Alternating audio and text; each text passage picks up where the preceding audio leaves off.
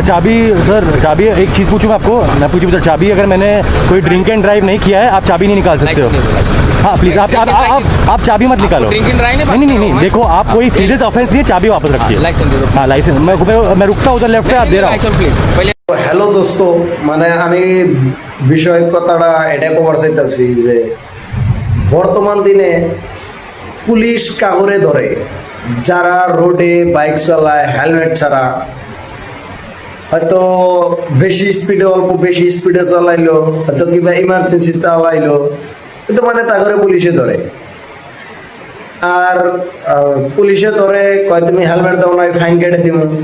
জেনে জেনে রাস্তা ভাঙ্গা আছে, সরকারে পুলিশে এটা চুকে দেয় না যে আমার যে রাস্তা ভাঙ্গা, হয়তো অনেক মানুষ পড়ে যে অ্যাক্সিডেন্ট হবো, হয়তো হ্যার মাথায় ব্যথা পাবো, ওইটা সরকারের কোনো চাহিদা নাই।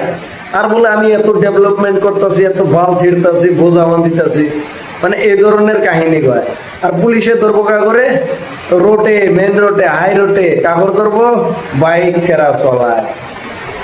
তে পুলিশ ঘুরে কাম কি?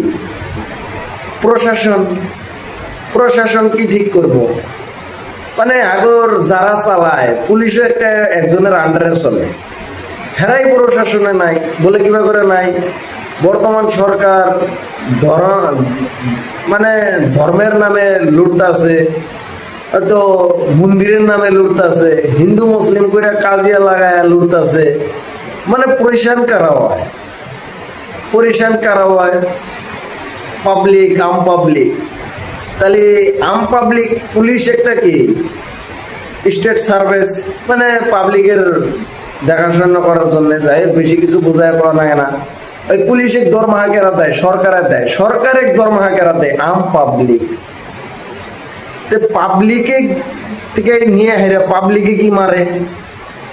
তাহলে এই ধরনের কাহিনী ওর সেনা ওটাই বেশি, পুলিশ প্রশাসনের কোনো দরকারই নাই। তাহলে আঙ্গর দেশে পুলিশের কোনো প্রয়োজনই নাই। মানে যার যার আইন হে করতেছে, সরকার ধর্মের নামে লড়তেছে, পুলিশ আমরাই দরমাহা দেওয়া পালি, হ্যাঁ আঙ্গরেই মানে হ্যারাসমেন্ট করে। আমরা যদি কিবা ইমার্জেন্সিতে রোডে অল্প বাইক না বাড়াইলাম, হয়তো না বাড়াইলাম, আঙ্গরে ধরে।